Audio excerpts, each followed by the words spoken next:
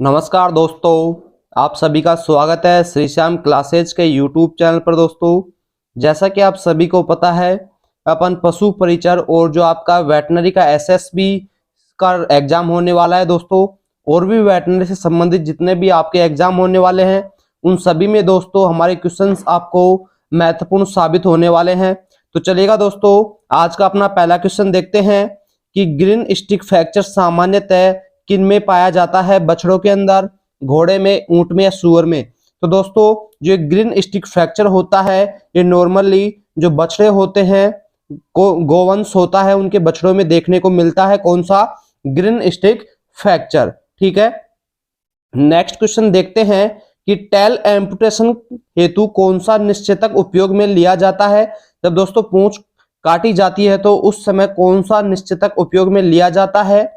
उल्टा L block, T block, epidural या दोस्तों काउनल? तो दोस्तों जो एपिड्यूरल ये निश्चेतक है, ये टेल एम्पुटेशन के दौरान दोस्तों काम में लिया जाता है, एपिड्यूरल निश्चेतक। ठीक है, अगला क्वेश्चन देखिएगा कि स्क्वायर कनोट किसे कहा जाता है? जो स्क्वायर गांठ होती है दोस्तों, ये कौन सी गांठ को बोला जाता है? सिंपल कनोट को, सर्जन कनोट को, या जर्मनी कनोट को, या दोस्तों रिफ कनोट को? तो दोस्तों जो रिफ कनोट होती है, आपको उसी को दोस्तों स्क्वायर कनोट के नाम से जाना जाता है। ठीक है, नेक्स्ट क्वेश्चन देखिएगा दोस्तों कि निम्न में से मेजर सर्जरी का उदाहरण नहीं है, कि कौन सी सर्जरी है जो मेजर सर्जरी का उदाहरण नहीं होगा? मेजर जो बड़ी सर्जरी होती है, जिनमें दोस्तों जीवन का खतरा रहता है, यानी मृत्यु होने की संभावना ज्यादा रहती है, उसे मेजर सर्जरी बोला जाता है। तो कौन सी सर्जरी होगी जो मेजर सर्जरी के अंतर्गत नहीं आती है?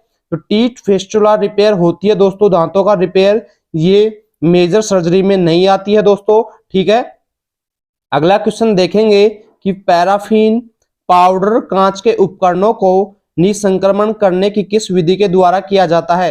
कि जैसे पैराफिन हो गया, पाउडर हो गया, कांच के कुछ उपकरण हो गए, तो इन सभी को दोस्तों निसंक्रमण किस विधि के द्वारा किया जाता है? ऑटोक्लेव के द्वारा, हॉट एयर ओवन के द्वारा, रसायन केमिकल के द्वारा, या रेडिएशन विकिरणों के द्वारा?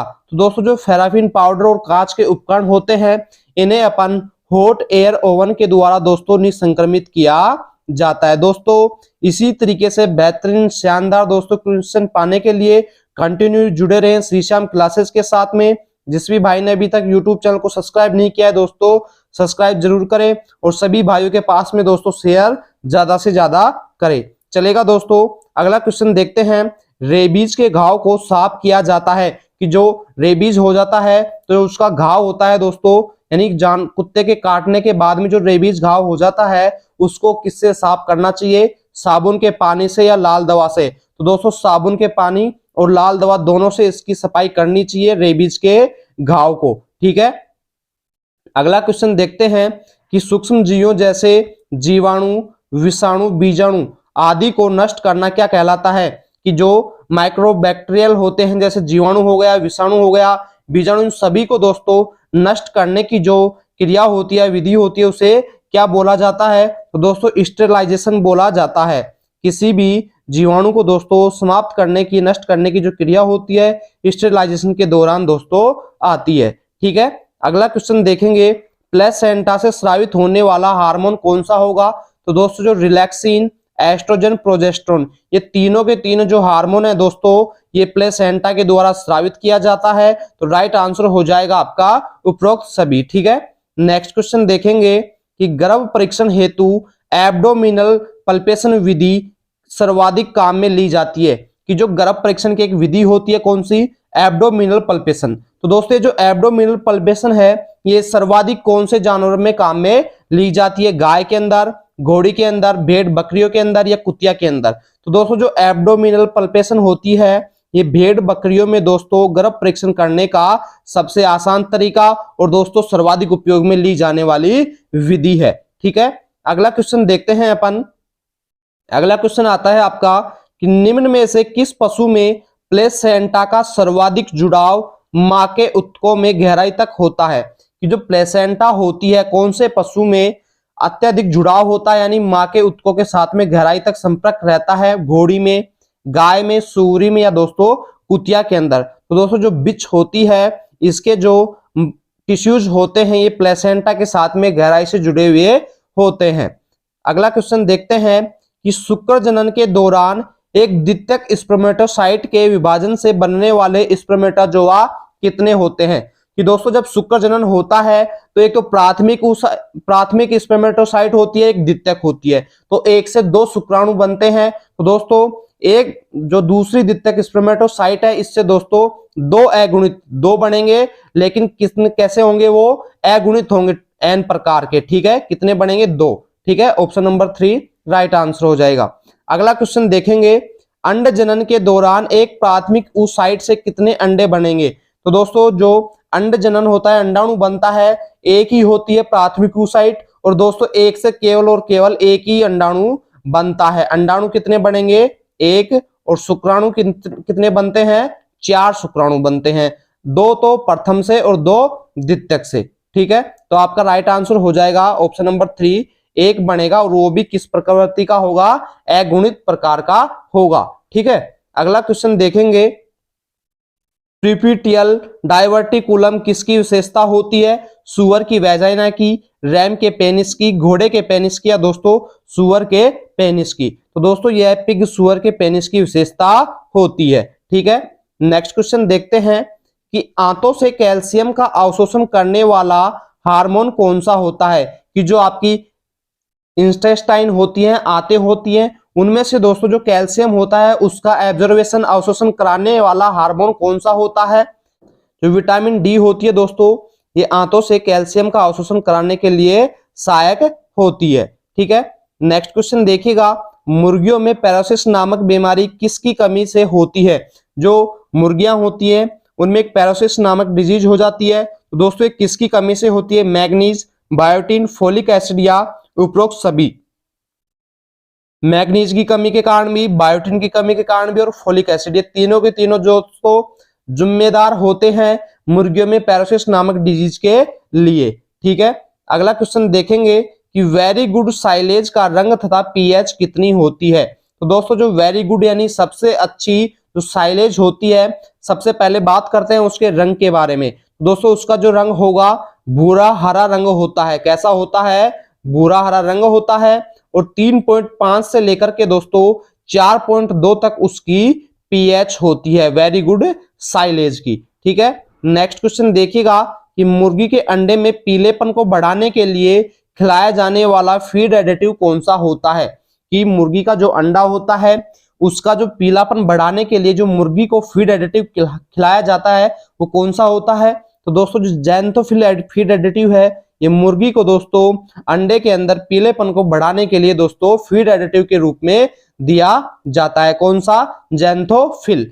नेक्स्ट क्वेश्चन देखेंगे, स्थूल संरचनाओं का अध्ययन करना क्या कहलाता है।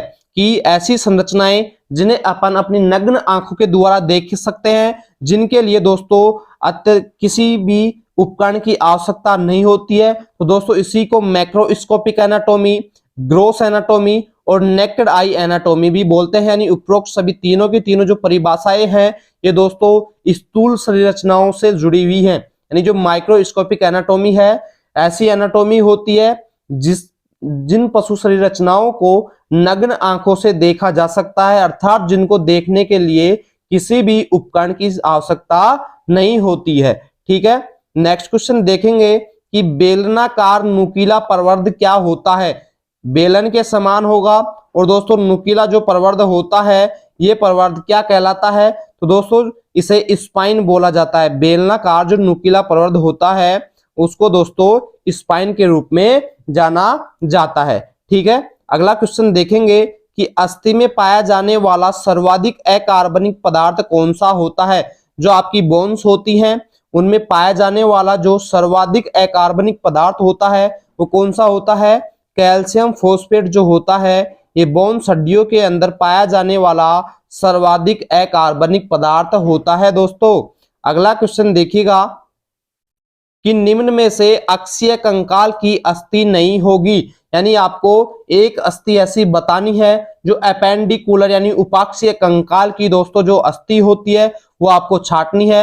ये बाकी की तीनों अक्षीय कंकाल की हैं। तो दोस्तों जो अपेंडिकुलर की अस्थि होगी ये होगी पटेला। जो पैर की अस्थियां आती हैं पिछले पैर की और अगले पैर की, ये दोस्तों उपांगी कंकाल में आएंगी, बाकी दोस्तों अक्षीय कंकाल के अंतर्गत आती है। ठीक है, अगला क्वेश्चन देखेंगे कि सुअर में कुल एक्सटर्नल रिब्स कितनी पाई जाती हैं। जो सुअर होता है इसके अंदर कुल एक्सटर्नल जो रिब्स की संख्या होती है वो कितनी होती है दोस्तों, 7 जोड़ी होती है। कितनी जोड़ी होंगी, 7 जोड़ी। ठीक है, अगला क्वेश्चन है अपना कि मैंडिबल अस्थि का जुड़ाव पूर्ण यानी कंप्लीट पाया जाता है। कि जो मैंडिबल अस्थि होती है दोस्तों फेस के साथ में कंप्लीट तरीके से किस जानवर में जुड़ी हुई होती है। तो दोस्तों जो घोड़ा होता है, घोड़े की मैंडिबल अस्थि है दोस्तों ये कंप्लीट तरीके से जुड़ी हुई होती है। ठीक है, अगला क्वेश्चन देखेंगे कि अल्ना अस्थि का समीपस्थ सिरा सामने की ओर बढ़कर के एक चोंच जैसी संरचना बनाता है, वो क्या बोला जाता है उसको दोस्तों। कि जो अल्ना अस्थि होती है उसका जो सबसे ऊपर वाला भाग होता है वो सामने की ओर बढ़कर के एक चोंच जैसी संरचना बना लेता है दोस्तों, तो उस संरचना को क्या बोला जाता है। तो दोस्तों उसे अनसेनियस प्रोसेस बोला जाता है। Option number 4 right answer. ठीक है, अगला क्वेश्चन देखेंगे कि जठर रस के स्राव को बढ़ाने वाली औषधियां क्या कहलाती हैं। कि ऐसी औषधियां जो जठर रस के स्राव को बढ़ाने का कार्य करती हैं, तो दोस्तों उसे स्टोमैचिस औषधियां बोला जाता है। ठीक है, अगला क्वेश्चन देखिएगा कि गर्भाशय की मांसपेशियों में संकुचन को कम करने वाली औषधियां क्या कहलाती हैं। कि गर्भाशय की जो मसल्स के अंदर दोस्तों संकुचन को कम करने का कार्य करती हैं, तो दोस्तों उन्हें टाइलोटिक्स औषधियां बोला जाता है। टाइलोटिक्स औषधियां बोला जाएगा। ठीक है, अगला क्वेश्चन देखेंगे कि उपचार पर्ची में डबल ए से क्या तात्पर्य होता है। कि जो उपचार पर्ची होती है उसमें डबल ए से क्या तात्पर्य होता है। प्रत्येक, आधा, बांटना या दोस्तों तुरंत। तो दोस्तों जो प्रत्येक होता है ये डबल ए से इसका अर्थ होता है, यानी कि किसी भी उपचार पर्ची में डबल ए लिखा हो स्मॉल लेटर में तो ये समझ लें कि इसका अर्थ है प्रत्येक दवा को लेना है। ठीक है, अगला क्वेश्चन देखिएगा कि ठोस औषधियों के गोलाकार पिंड जिनको निगलने के उद्देश्य से दिया जाता है। कि ठोस औषधियों के एक गोलक के रूप में जो पिंड होते हैं यानी बॉल्स होते हैं उनको दोस्तों निगलने के उद्देश्य से दिया जाता है, उन्हें अपन पिल्स या टैबलेट गोली बोलते हैं। ठीक है, अगला क्वेश्चन देखते हैं कि तरल औषधियां जो बूंद बूंद करके नाक में डाली जाती हैं वो क्या कहलाती हैं। कि जो लिक्विड औषधियां होती हैं उनको बूंद बूंद करके नाक में डालने वाली जो औषधियां होती हैं वो क्या कहलाती हैं। तो दोस्तों इंस्टेलेशन जो होता है ये बूंद बूंद करके औषधियां नाक में डाली जाती हैं। ठीक है, अगला क्वेश्चन देखिएगा कि पशुओं को जमीन पर गिराने की प्रक्रिया क्या कहलाती है। पशु को जमीन पर गिराने की जो प्रक्रिया होती है उसे कैस्टिंग बोला जाता है। क्या बोला जाएगा, कैस्टिंग। नेक्स्ट क्वेश्चन देखिएगा, खुरों को चिह्नितीकरण का तरीका मुख्यतः काम में लिया जाता है। जो खुर होते हैं उनको चिह्नितीकरण करने का तरीका मुख्यतः किस जानवर के काम में लिया जाएगा। सुअर में, गाय में, बकरे में, दोस्तों घोड़े में। दोस्तों जो खुर होते हैं उनको चिह्नितीकरण करने के लिए हॉर्स, घोड़े में सर्वाधिक दोस्तों ये तरीका काम में लिया जाता है। ठीक है, अगला क्वेश्चन देखेंगे कि एक भैंस के सींगों पर 5 वलय होती है तो उसकी उम्र क्या होगी। तो दोस्तों सबसे पहले तो अपने को ये जानकारी होनी चाहिए कि भैंसों के सींगों के ऊपर फर्स्ट जो वलय होती है यानी एक राउंड कंप्लीट कितने वर्षों में होता है, तो 3 वर्षों में होता है। ठीक है, उसके बाद में दोस्तों जो प्रत्येक वलय होती है हर एक साल में आती जाती है, यानी कि जो फर्स्ट वलय हो गई वो तो 3 साल में हो गई, बच गई आपकी 4 वलय, तो इसमें 4 वलय को और जोड़ देंगे तो पशु की जो उम्र आ जाएगी टोटल हो जाएगी दोस्तों 7 वर्ष। ठीक है, कितने वर्ष की हो जाएगी, जिसके सींगों में अगर 5 वलय है तो वो भैंस दोस्तों 7 साल की हो जाती है। ये दोस्तों पशु का उम्र निर्धारण करने का तरीका होता है। ठीक है, अगला क्वेश्चन देखेंगे, क्लोस्ट्रिडियम की अधिक मात्रा पीने से क्या हो सकता है। कि नवजात शिशु को या बछड़े को अत्यधिक मात्रा में खीस होती है जिसमें क्लोस्ट्रिडियम की मात्रा होती है, वो अधिक मात्रा पीने से दोस्तों क्या हो सकता है। काल्फ शुगर, नेशनल डायरिया, डिजेंट्री या ऑप्शन नंबर 4 फर्स्ट है दोनों। तो दोस्तों काल्फ शुगर और नेशनल डायरिया दोनों की दोनों हो सकती हैं क्लोस्ट्रिडियम की अधिक मात्रा बछड़े को पिलाने से। ठीक है, ऑप्शन नंबर 4 राइट आंसर करेंगे। अगला क्वेश्चन देखिएगा दोस्तों, अगला क्वेश्चन आता है आपका कि वह स्थान जहां बीमार जानवरों को रखा जाता है। तो दोस्तों सिंपल क्वेश्चन है, जो आइसोलेशन बॉक्स होता है उसके अंदर दोस्तों बीमार जानवरों को रखा जाता है। नेक्स्ट क्वेश्चन देखेंगे कि गैस बनने से होने वाला कोलिक कौन सा होता है। पेट के अंदर, पशु के अंदर गैस बन रही है और गैस बनने से जो पेट का दर्द हो रहा है उसे दोस्तों किस प्रकार की कोलिक के अंतर्गत आता है वो, तो दोस्तों फ्लुएंट कोलिक जो होती है आपकी, इसके अंतर्गत दोस्तों गैस बनने वाली कोलिक आती है। ठीक है, नेक्स्ट क्वेश्चन देखेंगे कि गलघोटू का रोग कारक होता है। तो दोस्तों जो गलघोटू होता है उसका जो रोग कारक होता है पास्चुरेला होता है। क्या होता है गलघोटू का रोग कारक? पास्चुरेला जो होता है, ये पास्चुरेला गलघोटू का रोग कारक। ठीक है, अगला क्वेश्चन देखेंगे, टिक्स के द्वारा होने वाला रोग कौन सा होता है। एनाप्लाज्मोसिस, थैलेरियोसिस या बबेसियोसिस। तो दोस्तों ये जो तीनों की तीनों डिजीज होती हैं ये टिक्स के द्वारा उत्पन्न होती हैं। ठीक है, अगला क्वेश्चन देखिएगा कि सबसे ज्यादा पाई जाने वाली एंटीबॉडी कौन सी होती है। ये दोस्तों कुछ आपको एंटीबॉडी के प्रकार दिए गए हैं, इनमें से दोस्तों जो एंटीबॉडी में पाई जाती है वो सर्वाधिक कौन सी एंटीबॉडी होती है। तो दोस्तों IgG प्रकार की जो एंटीबॉडी होती है ये सर्वाधिक मात्रा में पाई जाती है। ठीक है, अगला क्वेश्चन देखेंगे कि एक हृदय चक्र का कुल समय कितना होता है, कि एक हृदय चक्र को पूरा करने के लिए कितना समय लगता है। तो दोस्तों 0.8 सेकंड होती है, तो एक हृदय चक्र को पूरा करने के लिए दोस्तों इसमें समय लगता है। अगला क्वेश्चन देखेंगे कि मृत प्राणी के फेफड़ों का आयतन क्या कहलाता है। जो मृत प्राणी होता है, पशु होता है दोस्तों, तो उसका जो आयतन होगा फेफड़ों का वो कहलाता है दोस्तों न्यूनतम जो आयतन होता है ये मृत प्राणी के फेफड़ों का आयतन होता है। ठीक है, अगला क्वेश्चन देखेंगे कि मिड डे मील पोषार स्थापना वर्ष कब की गई। जो मिड डे मील है दोस्तों पोषार योजना, इसकी स्थापना किस वर्ष में की गई थी। तो दोस्तों मिड डे मील की जो पोषार की स्थापना 1995 के अंतर्गत की गई। मिड डे मील की जो शुरुआत है दोस्तों इसकी शुरुआत कब की गई? 1995 के अंतर्गत। ठीक है, अगला क्वेश्चन देखेंगे, पशु चिकित्सा उप केंद्र का प्रभारी कौन होता है, यानी सब सेंटर जो होता है उसका मुख्य अधिकारी कौन होता है। तो दोस्तों LSA लाइव स्टॉक जो असिस्टेंट होता है, हाल ही में इसका नाम बदल करके आपका ऑफिसर कर दिया गया है। तो दोस्तों ये LSA जो होता है पशु चिकित्सा उपकेंद्र का प्रभारी होता है। ठीक है, अगला क्वेश्चन देखेंगे कि वह लक्षण जो जीन नियंत्रित होते हैं परंतु बाह्य रूप से दिखाई नहीं देते हैं, कि ऐसे लक्षण जो जीन के द्वारा तो नियंत्रित किए जाते हैं लेकिन बाह्य रूप से दिखाई नहीं देते हैं। तो दोस्तों ऐसे लक्षणों को दोस्तों जीनोटाइप बोलते हैं और बाह्य रूप से जो दिखाई देते हैं उन्हें बोलते हैं फिनोटाइप। ठीक है, अगला क्वेश्चन देखेंगे कि रुधिर समूह O में कौन सा प्रतिजन उपस्थित होता है। O जो है दोस्तों ये दाता है, सर्वे दाता, सभी को ये ब्लड दे सकता है और ले नहीं सकता सभी से। तो दोस्तों जो और ब्लड ग्रुप है तो इसमें कौन सा प्रतिजन यानी एंटीजन उपस्थित होता है। तो दोस्तों इसमें कोई सा भी एंटीजन उपस्थित नहीं होगा। ब्लड ग्रुप जो आपका O होता है इसमें किसी भी प्रकार का कोई भी एंटीजन उपस्थित नहीं होता है। एंटीजन रहित ब्लड ग्रुप होता है जो आपका O ब्लड ग्रुप होता है। ठीक है, अगला क्वेश्चन देखेंगे, क्रॉसिंग ओवर यानी जीन विनिमय जो होता है विभाजन की, कोशिका विभाजन की कौन सी अवस्था में देखने को मिलेगा। जाइगोटीन, लैप्टोटीज या पैकेटीन या दोस्तों प्रोफेज। तो दोस्तों जो पैकेटीन अवस्था होती है विभाजन की, तो दोस्तों इसके अंतर्गत क्रॉसिंग ओवर जीन विनिमय जो होता है विभाजन की पैकेटीन अवस्था में दोस्तों देखने को मिलता है। तो दोस्तों इसी प्रकार से कंटिन्यू जुड़े रहें श्री श्याम क्लासेस के साथ में, आपके लिए बेहतरीन शानदार दोस्तों क्वेश्चंस बनाने की कोशिश कर रहे हैं। अपना प्यार और सपोर्ट इसी तरीके से बनाए रखें। थैंक यू दोस्तों, धन्यवाद।